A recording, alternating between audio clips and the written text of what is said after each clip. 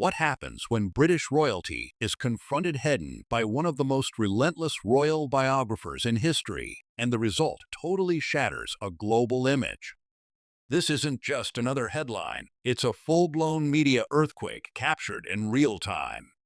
And trust me, you're going to want to hit subscribe and ring the bell, because what unfolds in this interview crosses the line from royal PR to raw truth too soon to be managed. Imagine a high-stakes studio set. It's early evening, the lights are blazing, and the audience is buzzing with expectation. On one side sits Prince Harry, the Duke of Sussex, polite, poised, and accomplished. Across from him is Tom Bower, the veteran biographer whose books have pulled the veil off everyone from Gordon Brown to Robert Maxwell. Harry's team thought this would be a controlled moment, an opportunity for Harry to correct narratives, humanize himself, and open up about life after the royal family. But Bower had other plans. From the moment the cameras rolled, the tension was electric. Tom Bower spoke in measured tones. "Your Royal Highness, you've built a narrative about escape, institutional racism, and life beyond royal confines. But according to my research, primary documents, palace insiders, there are facts that don't align. Are we dealing with a careful brand or a crafted mythology?" Harry's jaw tightened. He leaned forward. "Tom, I think there's room for conversation, but truth matters. I left the firm for real reasons." Audience murmurs grew louder as Bower leaned back, calm as ever, and stroked his glasses. What followed wasn't a soundbite, it was a dissection. Bower revealed palace memo excerpts suggesting Harry was never directly asked to help with royal projects, and about his relationships within the institution. He quoted correspondents who allegedly described Harry's actions as self-serving, and private messages suggesting friction with senior palace officials. The air went still. Harry's composure flickered. He cleared his throat and attempted to counter. "Those quotes are taken out of context. People say things all the time, but here's what I know about my own heart and my family. I stand by that." Bower paused before delivering the real blow. "Your memoir, Spare, frames you as the outsider to the insiders, but those palace documents show you were offered roles, you were supported, you had access others would envy. You built the position you claim you escaped from." His voice was calm but precise, and the room echoed with tension. Harry's face paled. He glanced sideways at off-camera staff. A security detail tightened behind him, and suddenly his voice dropped. I need a moment." He stood abruptly, his chair screeching. Cameras jolted forward. Bower did not flinch. Harry wrapped his suit around himself and walked off camera, stopping short at the studio exit, leaving a stunned silence hanging in the air. The clip went viral. "Prince Harry exits mid-interview" became the headline by nightfall. Social media exploded. Some called it a royal meltdown. Others called it a pivotal moment. If you build your narrative so tightly, what happens when someone releases the seams? Within hours of the shocking walkout, clips of Prince Harry storming off the set began to flood every major platform. From YouTube to Twitter, from late-night monologues to UK morning shows, the world had just witnessed something no PR team could control. And more importantly, it felt real. Not curated, not staged.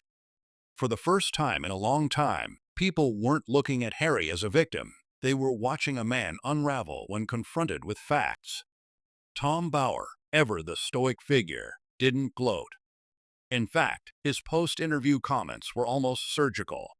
"I didn't come here to attack him," Bower said calmly in a follow-up appearance on British television. "I came here to verify the story he's selling the world." And when facts are uncomfortable, people walk away. That one sentence hit harder than any tabloid headline. Harry, who had spent years rebranding himself as a truth-teller, a mental health advocate, and an exile of circumstance, was suddenly facing accusations of selective storytelling. And those accusations weren't coming from the usual suspects. They were coming from people once sympathetic to his cause. American late-night hosts were split. Stephen Colbert, who had once hosted Harry and Meghan with warmth, was notably quiet. But others? Not so much. Trevor Noah joked. Prince Harry said he wanted privacy. Until someone questioned his story. Then he ran faster than when he was chased by paparazzi in Paris. Even more surprising was the reaction from daytime television. On The View, Joy Behar expressed frustration. "Look, we've been trying to understand Harry. We've given him space. But if you're telling the world you're speaking your truth and can't handle a journalist quoting documents, then maybe you're not ready for these platforms." The tide was turning. You could feel it. And nowhere was that shift more apparent than in the palace itself. Back at Buckingham Palace, a source reportedly told a senior British outlet that there was no celebration, but there was relief. The firm has been unfairly silent for years while Harry's version of events went unchallenged. Now, they don't need to respond. The world is doing it for them. That insight marked a chilling shift. Harry and Meghan, once perceived as the brave, rebellious royals who broke away from an archaic system, were now being seen by many as architects of a carefully engineered narrative. And when that narrative was cracked open on live television, the silence that followed said everything. To make matters worse, insiders from Montecito, where Harry and Meghan reside, told gossip sites that Meghan was furious about the interview and had warned Harry not to sit down with someone like Bauer. According to one unnamed source, she told him this wasn't Oprah. It was a trap, and she was right. But even Meghan's credibility was being questioned now. With every new revelation, more attention was drawn to contradictions in past interviews. For instance, fans started re-watching their Netflix series, noting how vague details were when timelines didn't add up. Online forums blew up with theories, timelines, and dissected quotes, creating a whole cottage industry of digital investigators. The most viral video on TikTok that week? A side-by-side comparison of Harry's comments on privacy from the Oprah interview and his statements during his Netflix documentary. The caption read, "Which Harry are we listening to today?" It wasn't just about one interview anymore. It was about the bigger picture.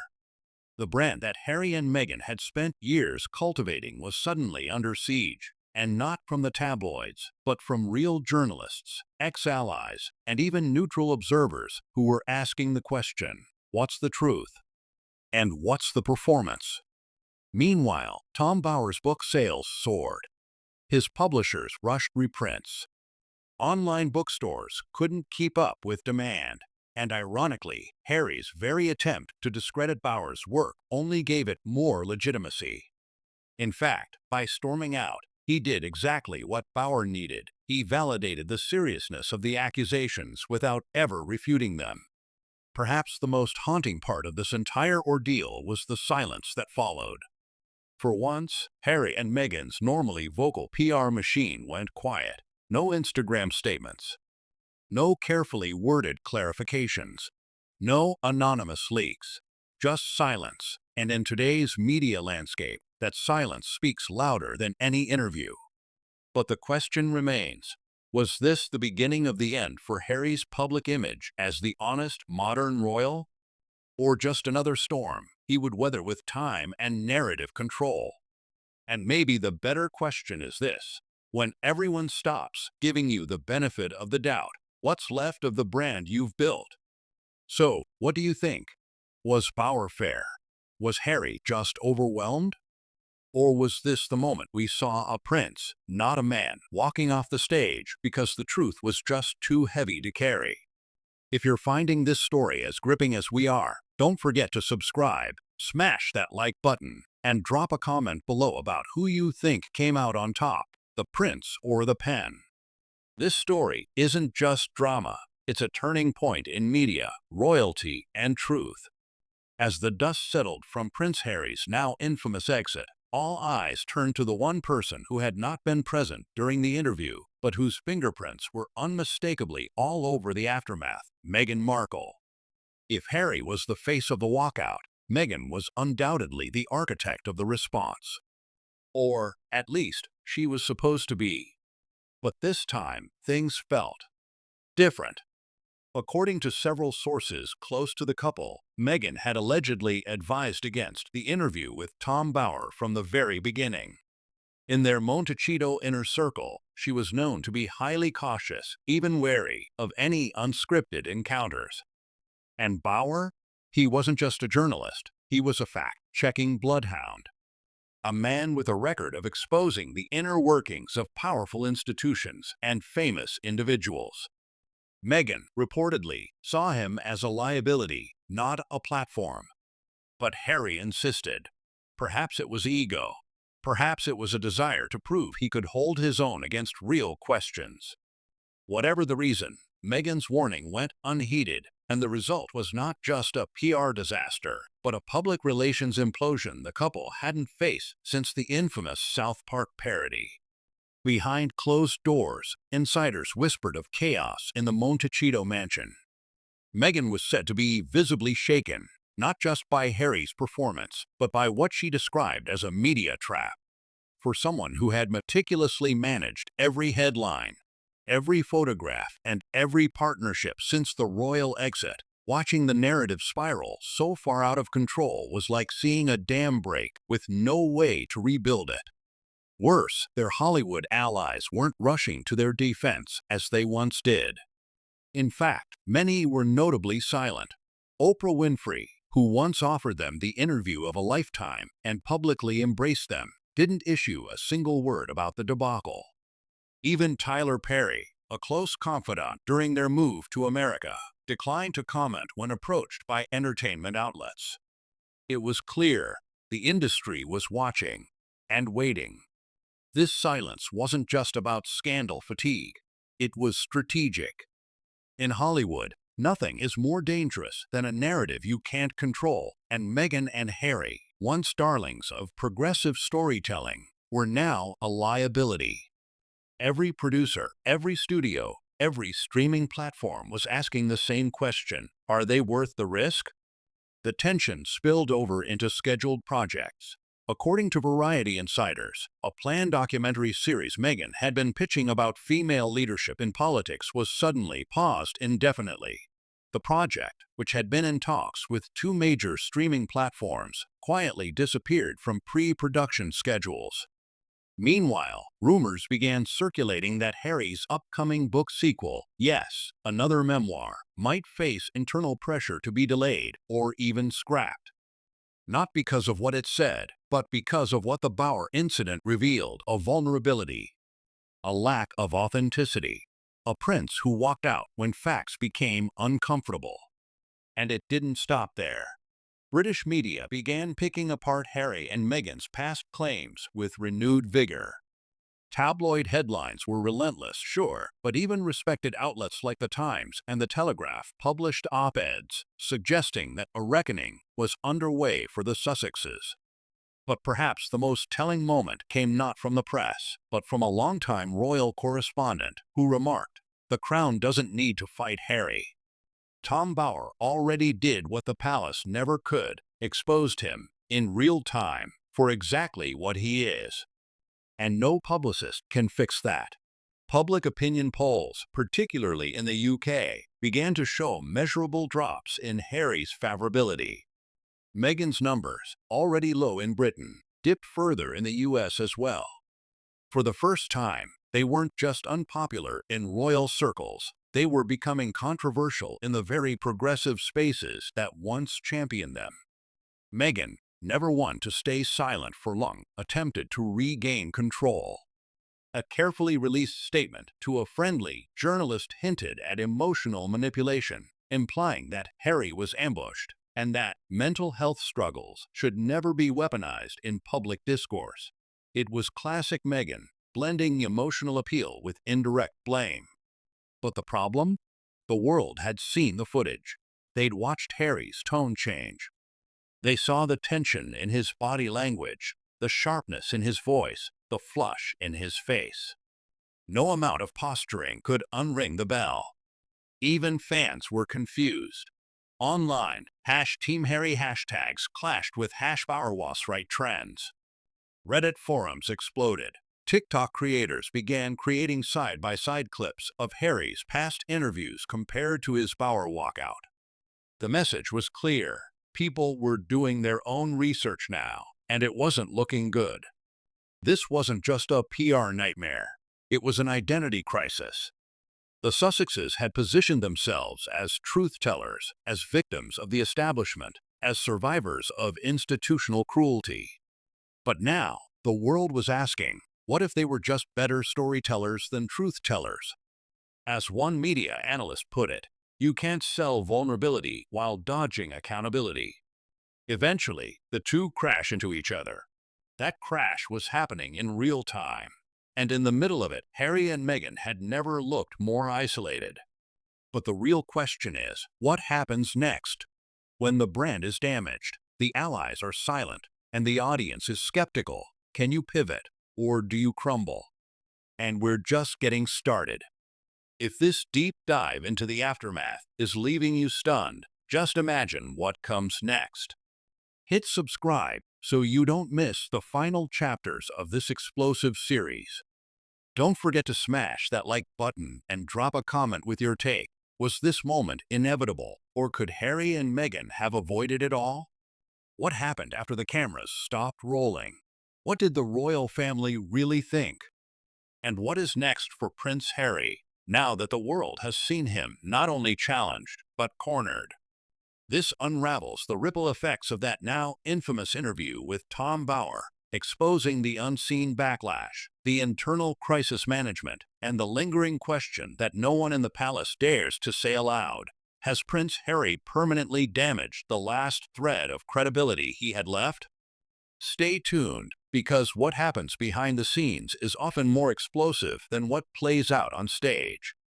And if you're still with us, hit that subscribe button and drop your thoughts in the comments. We're far from done uncovering the layers of this royal reckoning.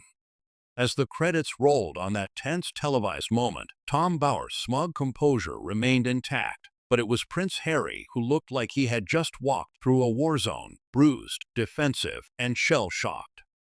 But while the immediate reactions from viewers and commentators flooded social media with memes, hot takes, and hashtags, the real story was only beginning to take shape in backroom meetings, royal crisis calls, and a flurry of hushed PR strategy sessions. Behind Buckingham Palace's cold silence was a storm of commentary. They didn't have to release a statement because Tom Bauer had said everything they'd never dare put into words. And that, ironically, gave the institution plausible deniability while letting the damage play out in full view.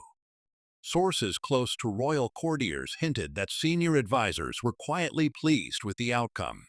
They've been wanting someone to challenge Harry without the constraints of royal protocol. One former aide told a British tabloid, Bauer did what the palace couldn't. He drew the curtain back and let the public see the real tension.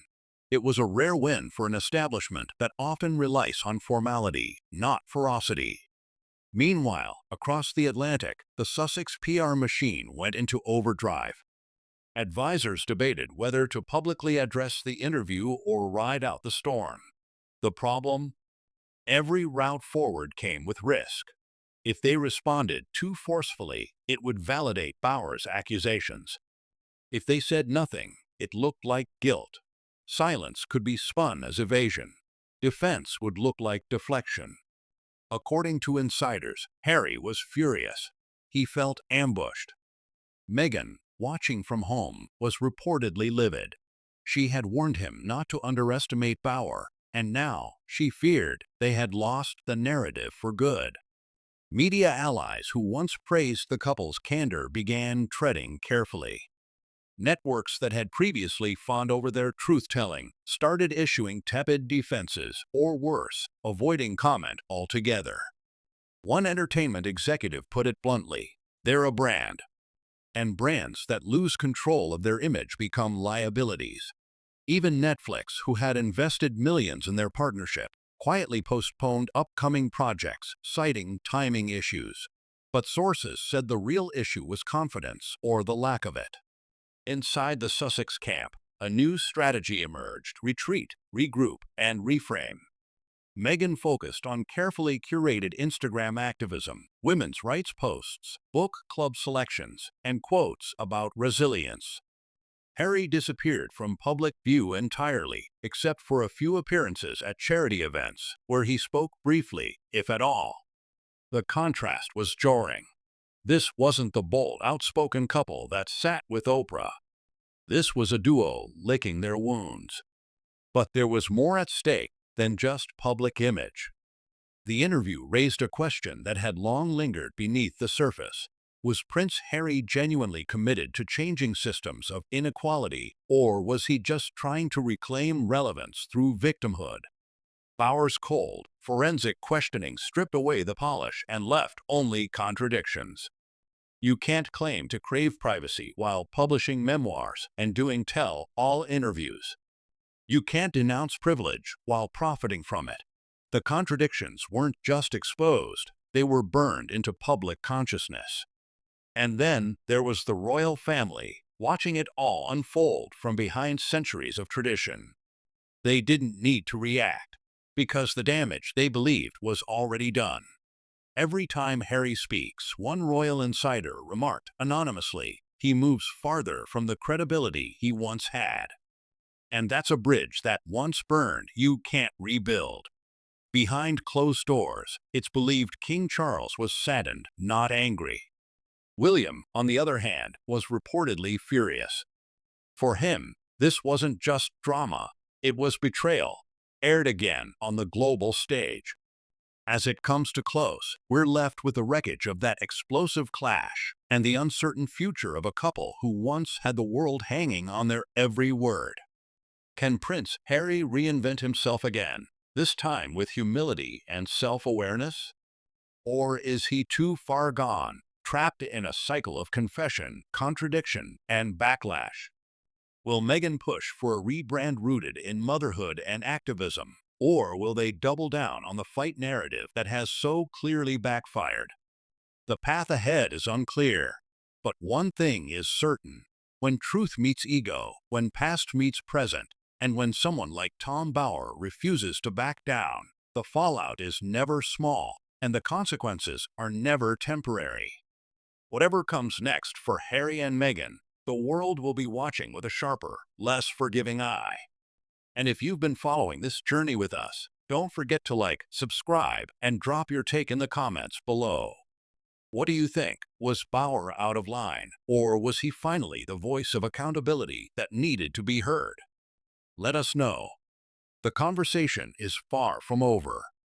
Ask ChatGPT.